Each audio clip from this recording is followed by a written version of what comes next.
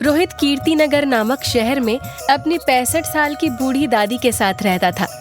एक रोज रोहन की दादी रोहन से कहती है, रोहन, आज पनीर के पकौड़े और पुदीने की चटनी खाने का बड़ा मन हो रहा है। तू जरा मेवालाल की दुकान से गर्मा गर्म पकौड़े और चटनी तो ला दे।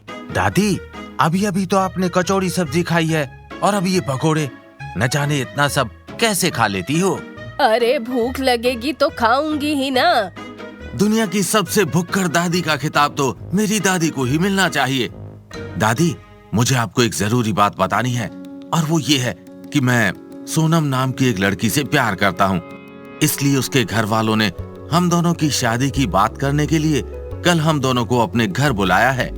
वैसे भी आपकी काफी उम्र हो गई है, घर में बहू आएगी तो आपको आराम करने के लिए मिल जाया करेगा। अरे मगर उसे घर के सब काम काज तो आते हो ना अच्छे से। आप कल खुद ही चलकर देख लेना। फिर अगले दिन रोहन दादी को लेकर सोनम के घर जाता है। सोनम की माँ रोहन और दादी के लिए कई तरह के पकवान टेबल पर लगा देती है, जिसे देखते ही दादी के मुंह में पानी आ जाता है और वो सोनम के आने से पहले ही एक एक कर सब पकवान उठाकर खाने लगती हैं।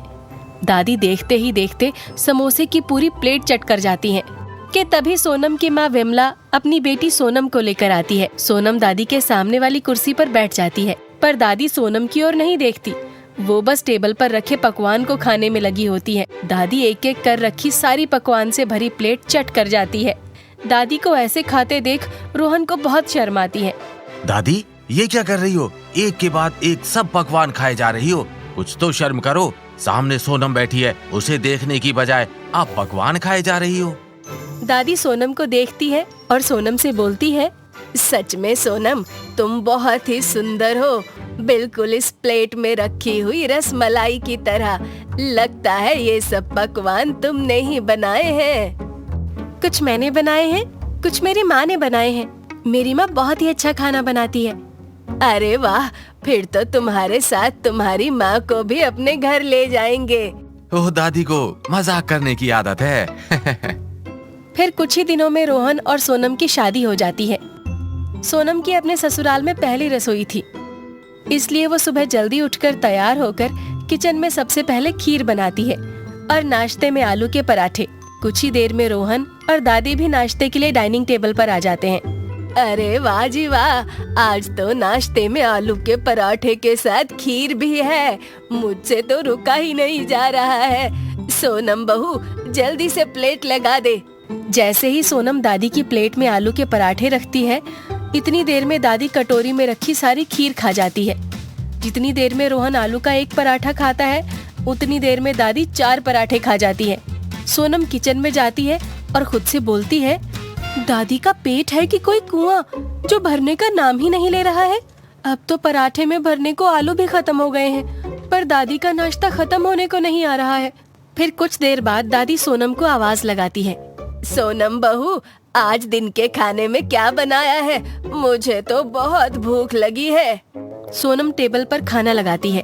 आहा, कितनी मजेदार खुशबू है खाने की। कब से भूख लगी है, अब मैं जी भरकर खाना खाऊंगी। ऐसा बोलकर दादी जरा ही देर में सारा खाना खत्म कर देती है।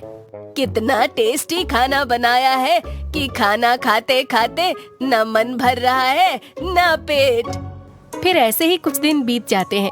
रोहन सोनम और दादी को लेकर अपने दोस्त की शादी में जाता है। कुछ ही देर में टेबल पर खाना भी लग जाता है। दादी सबसे पहले खाना अपनी प्लेट में लगाकर खाने लगती है। एक के बाद एक प्लेट लगाकर खाना खाती जाती है। दादी को ऐसे खाना खाते देख सभी लोग हैरान हो जाते हैं। हे भगवान, ये दादी तो एक नंबर की भुक्कड़ है। घर में तो छोड़ो, ये तो बाहर भी ऐसे खाना भर भर के खा रही है जैसे कितने दिनों से भूखी है। दादी को इतना सारा खाना खाते देख रोहन को भी शर्म आने लगती है और वो सोनम व दादी को वापस घर ले आता है। दादी, आखिर तुम इतना सारा खाना खा कैसे लेती हो? घर में इतना सारा खाती हो कि मुझे लगता है जैसे मैं घर की बहू नहीं बावर्ची हूँ। न जाने इतना सारा खाना आखिर जाता कहाँ है। हे भगवान, अब यही दिन देखने को रह गया था। अब तुम दोनों मेरे खाने पर नजर लगाओगे, मुझे ये सब सुनाओगे। ये दिन देखने से तो अच्छा है कि मैं मर ही जाऊं। अरे अरे दादी, ये कैसी बातें करती हो? ओ मेरी प्यारी दादी, आप तो नाराज ही हो गईं। रोहन दादी को गले से लगाता है और हंसते हुए बोलता है, मेरी प्यारी भुक्कड़ दादी। रोहन की ये बात सुनकर सोनम, दादी और रोहन तीनों ही जोर जोर से हंसने लगते हैं।